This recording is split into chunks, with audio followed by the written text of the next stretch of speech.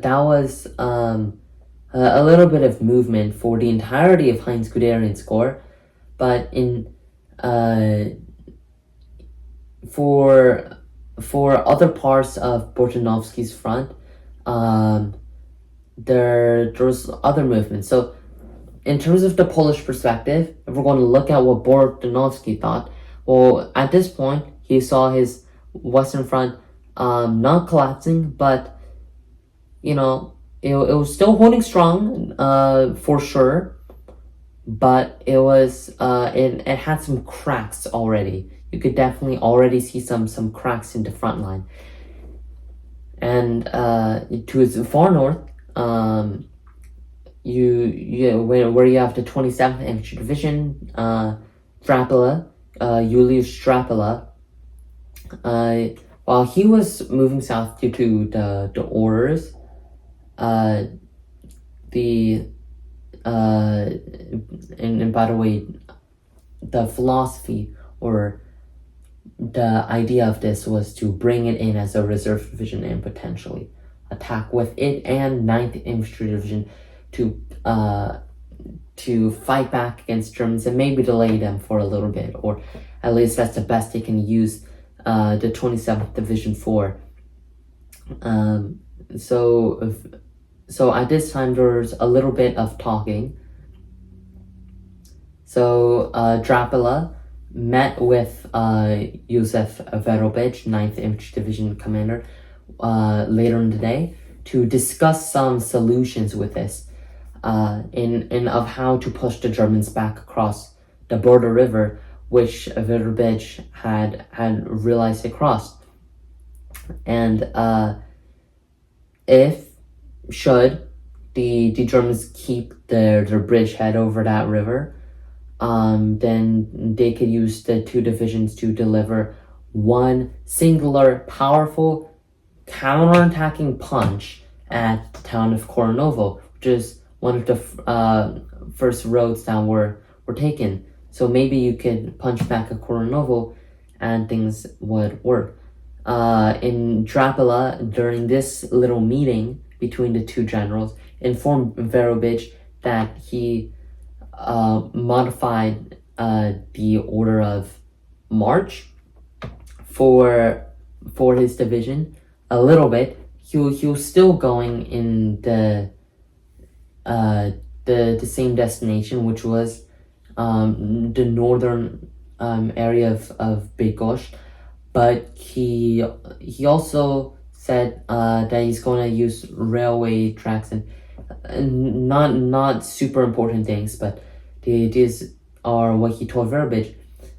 And the reality of situation for his division, 27th Infantry Division, was his men were tired all day. Imagine, if you were to imagine being a soldier in 27th Polish Infantry Division at that time, you marched all day, the war just begun, and you didn't have a single fire shot at or have shot a single bullet at an enemy. By this point, it was already coming to the end of day one, and they had done close to nothing but walk and eat and walk more hours. So they were physically exhausted, yet they were actually morally pretty strong. They had high morale at that point, despite that exhausting march until the evening. So actually they're a little almost bored because they entered the Polish army. They have to fight the Germans, and they want to fight the Germans, a lot of them, and if you hear about some of the stories from personnel of the 27th Polish Infantry Division, you hear that during that first day they were just awaiting for a German attack, and when are they going to stop marching and attack, because some of them were under the impression that they were just retreating on day one without offering an attack, which wasn't exactly the point of the movement.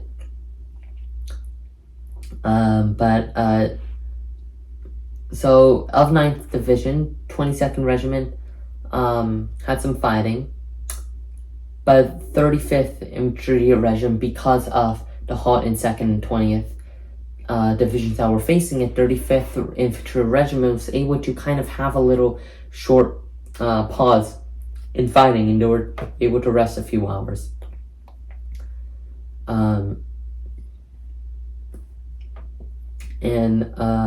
It proved that was a little bit successful. They were able to they're able to hold it for a little bit. But of course, after they withdrew from Hoynitz, and withdrew to the rest of 9th Infantry Division.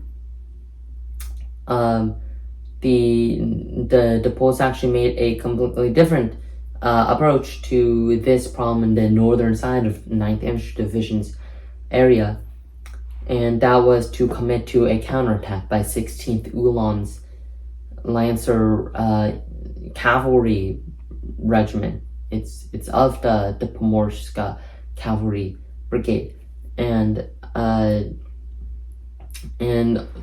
actually this was kind of famous.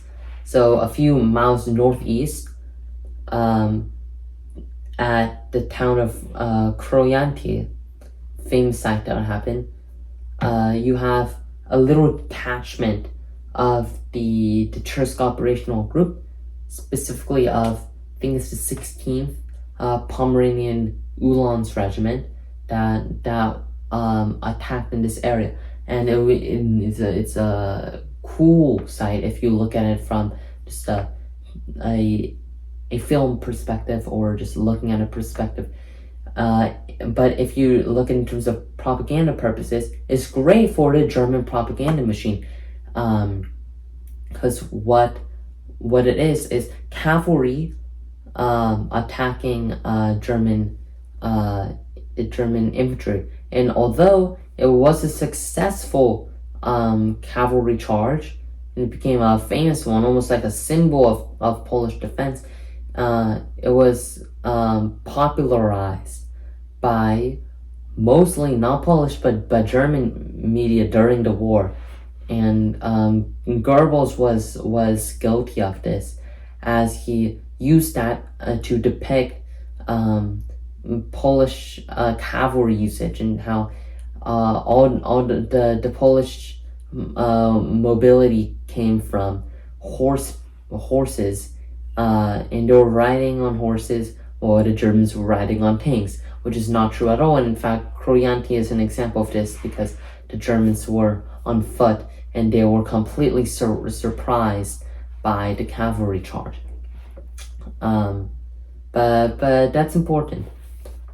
So further in the evening of September 1st, though, the forward elements of 3rd Panzer Division, so I'm talking about 6th Panzer Regiment and a little bit of others, but mostly 6th Panzer Division, they continue to clash with 34th Infantry Regiment until midnight, and they'd also attack a little bit of 26th Regiment, although 26th Infantry Regiment came a lot under attack by 32nd Infantry Division of the German Army. And actually the rest of the German Panzer Division, 3rd Panzer Division, kind of just strolled along with the rest of Guderian's Corps, and kind of behind the 6th Panzer Regiment.